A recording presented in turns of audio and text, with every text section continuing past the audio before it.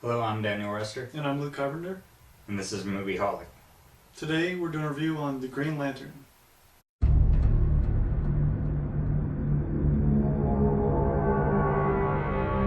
A great light has gone out in the universe. Worlds annihilated. Lanterns, we face an unprecedented danger. An enemy powerful enough to destroy entire civilizations. To fight this enemy, the Ring chose a human. But I don't need to tell you your duty.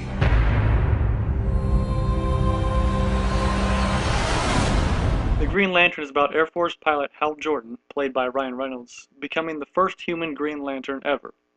The Green Lantern Corps is a team of intergalactic superheroes who protect the galaxy from evil. While the main antagonist of the film is Parallax, the embodiment of fear, most of the villainy in the film is caused by Hector Hammond, played by Peter Sarsgaard. Hector Hammond is a biologist hired by the United States government to examine the body of an alien being. The alien in question is the one who gave Hal Jordan his ring. However, what Hector doesn't realize is that the body is infected by Parallax, and he unwillingly becomes its new host. The film revolves around Hal Jordan learning to overcome his fear and use willpower to fulfill his duties as a Green Lantern. So I thought the movie had a great concept. Man gets a magical ring, he can do anything he imagines with it. And so Ryan Reynolds did a good job. He was really funny, but he could still pull off those serious parts when he needed to. But still, the main problem with the movie is that it was very rushed. Yes. Everything went way too fast. There was little to no character development. I was not really happy with that at all. So I'm going to give it 2.5 stars just because I like the idea of the Green Lantern. Green Lantern's a cool character. He's not one of my favorite superheroes. I'm only going to go 2 of 4 stars with this because I agree with you. There was practically no character development. The plot was a mess. The entire thing felt like an exposition. It's like, oh, let's introduce all these characters and we're just going to kind of drop off pretty much all of them except Hal Jordan. So though a lot of the aspects of the film were disappointing for me, I did like the characters themselves, though they weren't very well developed. My favorite character in the lot was Hector, played by Peter Sarsgaard, who did a really good job at being creepy. One of the things that I really didn't like was that Hal Jordan goes to the planet of the Green Lanterns, Yeah. and there's like thousands of Green Lanterns there. And then in the final battle, Hal's all on his own, and they're like, "Oh, we're not going to help you, Hal." Yeah. I kept expecting in the end of the film that they were actually going to show up and help him, and none of them ever do. There is a battle with a few Green Lanterns against Parallax in one part. It lasts like But- 10 seconds. Yeah.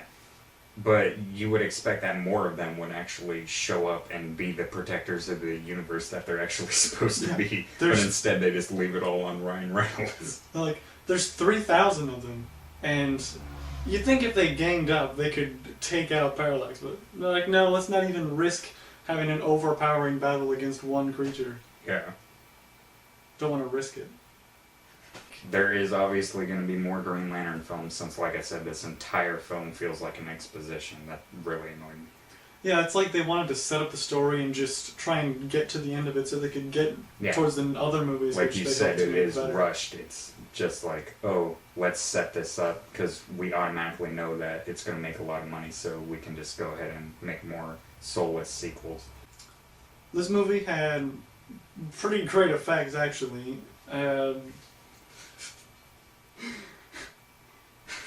I was thinking about how stupid the 3D was.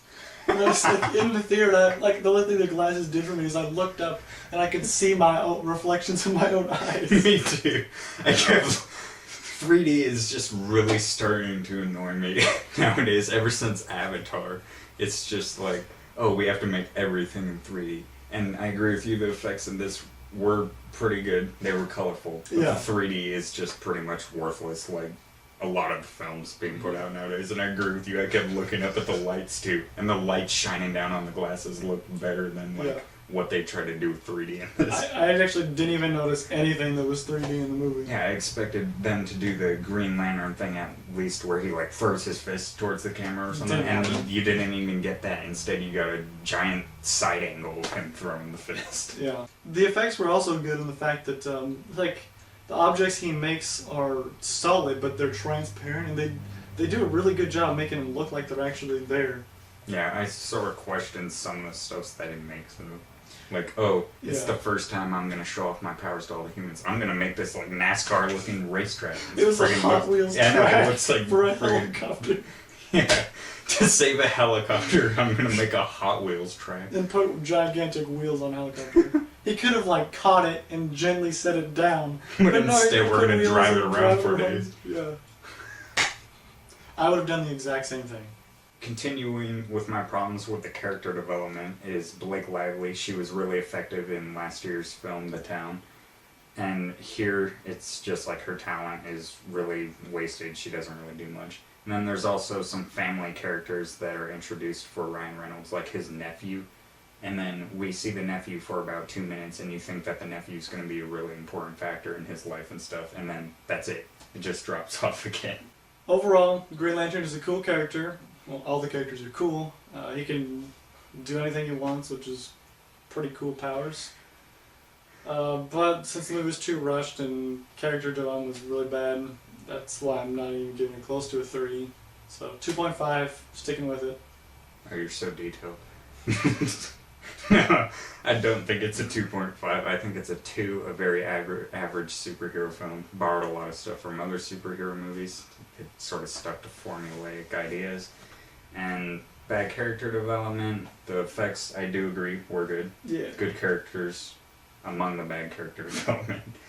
And I thought that the main theme of the will versus fear was kind of corny and really basic. I actually kind of enjoyed that because, like, you know, superheroes always have to overcome something themselves, and Hal Jordan really did that. He's like, I'm afraid to fight this thing, which is why I don't feel qualified.